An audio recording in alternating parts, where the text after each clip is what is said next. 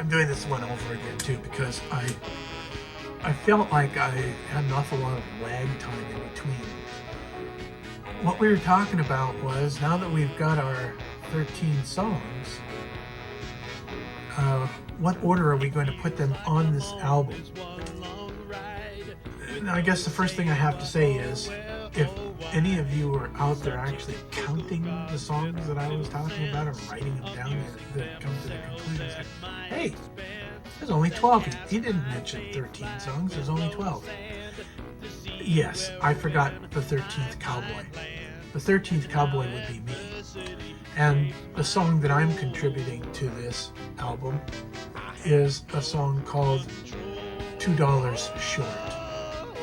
It's a story about, well, it's actually a story about two different people and how this one person is kind of running out of money, and so he calls up his folks and says, hey, I need some money so that I can... There's more about that. I'll tell you all about that when we talk about this song in general, because I'm going to go through every one of those 13 songs and tell you why those ones were chosen and what artists are going to be involved with that, and we'll go from there. But so what you need to know is the $2 Short is the 13th song, and it's the word Baldwin. For me, putting together an album, I'm still in old school mode. I'm still listening to records. I'm still listening to how I felt that very successfal albums were put together, and why they were successful was, I think, because of part of this pattern that I seem to perceive. And I could be wrong. I have been told that I'm wrong about part of this. But I feel like the first song should be one that really comes out, you know, with both guns blazing and good lyrics, good music. It's got to have just something magical that says, it's got to be one of your best songs, okay? Because why would you wait to put your best song at the beginning? And I like it to be fast, the first song to be fast. And like I was saying, I have been contradicted from that philosophy, and he was saying to me, I don't think that's true. And he was trying to think of some different examples of albums that he had gotten and experienced during the 60s and 70s that were not necessarily true to that formula. But I believe, if you think about, you know, most of the later Beatles albums, forget about the first, second, and third album, because they were just getting themselves going. But even, you know, their third album, that was... I digress. The main thing is, and I'm not trying to justify the right way I do it, that's the way that I would do it. And I would say, put a nice, fast-moving song that's clipping along, that has a really good message, and then step 2, you follow it up with anything you want, but it's got to be your very best song. I mean, it can be better than the song that you're starting at the beginning, because I don't know if any of you remember a guy named David Gates, but he used to write all these songs for Bread, a group called Bread. And I remember one song that Bread did that was, you know, a fast-moving song. All of the songs that David Gates did, all of his best stuff, were slow songs, in my opinion. Okay, wait a second. Some of you guys are going to say, wait, I love Bread, and that's not true. Well, maybe it's true to you that other stuff, but from the Bread albums, and I think I have 2 of them, from the Bread albums that I have, it is true that their best songs were slow songs. And so I have a lot of good slow songs. I've got a cacophony of slow songs. And they're not all good, but there's some that are very excellent. And that's my advice to you. You're looking at the songs on your album and you're saying, well, this one's a really good one to start off with because, according to Lord Baldwin, we want something that's kind of fast, but has a very good message, and it gets you in a mood to listen to the rest of the album. And if you have the second song, if you have a very good second song, that means a lot. It means a lot because you've got their attention from the first song, and now they're moving into the second song, and they're saying, oh, yeah, I like that too. And I'm not saying you have them hooked, but you pretty much do. Because if they like the first song and the second song, they're not going to be too critical about the third song and its capabilities, but in my opinion, you always want to put your best songs on the first side. Now, arguably, we're listening to the Beatles and Sgt. Pepper's, and one of the best songs is the last song. I mean, come on, Day in the Life. But that's a different psychology, and yes, I would always want to end the album with also one of your best songs.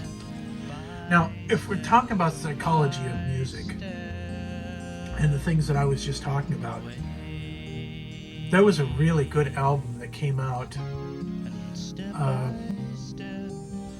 trying to remember the name of this song, but it was done by a person named Scott McKenzie. It's kind of a folk song. He sang this song, if you're going to San Francisco, be sure to wear flowers in your hair. It's a fabulous song. Really good song. And it was, I'm pretty sure it was the first song on his album because it was his hit. He didn't have any other songs that were his hit. So he put that on there as the first song. But I will tell you, if you've ever listened to his album, that particular album, you'll find that he has some equally good songs on there. A lot of them there's a couple that he wrote himself that, they haunted me when I began learning how to play guitar. And I think the chord progressions and just the way that he approached it influenced me to a degree, for sure. Okay, so we have the first song and the second song, and in this case, I've decided from those 13 songs, the first song I'm going to put on there would be A Working Man. And the first song on this, did I mention, I'm thinking about these things as a record album. We've came from record albums and we went to cassettes, and the cassettes pretty much, the ones that you bought in the store, they pretty much follow that same format where you have two sides. You have side A and side B of an album. And from that perspective, that's how I still put my songs together on. And we've gone from vinyl, then we went to cassettes, and then we went to CDs. And now, the marketplace is really weird. I mean, it's very, very weird. People aren't buying CDs like they used to buy them because, well, they were listening to them in their cars, but in 2013, most of the car manufacturers decided it was cheaper and more economical for them to just have jump drives in those vehicles. And like I've got a RAV4 2009, and it doesn't have a cassette player, or not cassette. It doesn't have a cassette player either, but it doesn't have a CD player. So if I'm going to listen to everything, I have to stream it through Spotify or some other thing. and that's okay. I don't mind, but my mind is still back in vinyl, and I honestly believe vinyl's going to have a comeback. I'm hoping that when it comes back, that they don't charge an arm and a leg for it, because that's it, to me that's exploiting the fact that, well, you still have a turntable, so we'll let you have this Beatles album, but we're going to charge you $39.95 for it. And that's not an exaggeration. I saw something like that. It wasn't the Beatles song. I think it was a Queen album. But they wanted $40 for it. And I'm thinking, really? $40? But I digress. We're running out of time. So, psychology of putting this together. So, second song on the first side, if we're going to call it that. Second song on the first side, I'm considering maybe Whoa Nelly, and I'll talk about why a little bit later. And the second song on the first song on the second side of the album, I don't know if I mentioned this. I've done this 3 or 4 times, so I'll just repeat myself. But I'll probably use Honey, I Got to Go. It's a really nice, fast-moving song. It's, like I was saying, it's the one I wrote for Johnny Cash. And I even have envisioned the video for this. And he's driving like a 1952 convertible Chevy. When he's saying, honey, you know, I gotta go. I'll see ya. And, you know, he's driving away. In my dream, he was driving like a blue 52 Chevy convertible. Maybe it was a 51. It still had that front end like they had in the late 40s. It had a sweeping back, but the convertible. If I can find a picture, I'll put it in here and show you what it looks like. But, long and short of it is, and like I was saying, the other songs that you're going to have, you want to position them so, number one, they don't have the same key signature. Because to me, there's nothing, it's not nothing worse. I don't like hearing 2 songs with the same key structure. Let's say like in the key of G. Especially if I'm playing harmonicas. Who wants to listen to harmonica in the key of C twice in a row? I mean, even if I do a fabulous job, which I do in a lot of cases, what you need to know is that I don't like it. My psyche just says, oh, it goes back to Carole King syndrome, where a lot of her songs sounded like her other songs. And so after Tapestry, that next album, and I don't remember the name of it, but it was like just more of the same, and I don't want to be more of the same. I want to be a Lord Baldwin. And anybody that knows Lord Baldwin knows he's pretty eclectic, but that's neither here nor there. So have to have a fabulous song at the end of each side, in my opinion. So in this case, what's going to end side 2 is You've Got to Believe, because it's a great song. It's got good harmonica, and it's got a nice message. It's, you know, if you want this love to work, babe, you got to believe.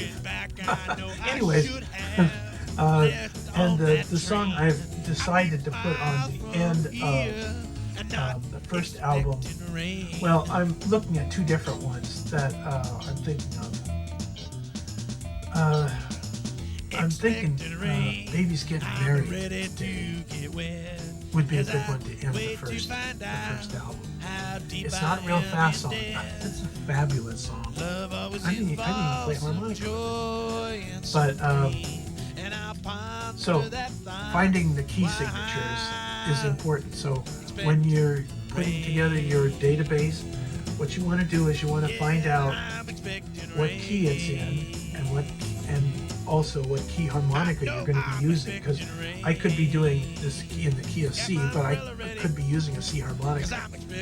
So you want to put that down there, so when you're putting the albums together, you don't end up putting C slash or G slash C right next to each other, or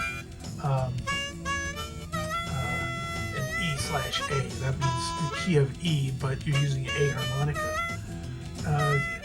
You just don't want to do that. You want to shake it up. Plus, when you put two different keys together, and or when you put something in between those two different keys, your brain does not remember that you were in the key of G, because you moved it to the key of A, and then you've gone back to G again if you just put something in between the two. So I digress. Okay, you guys get the idea. That's what you need to do. I've already gone over it. I've gone a whole minute over again. I'm so sorry. But I'm just trying to keep these at 15 minutes. I'm not doing a very good job.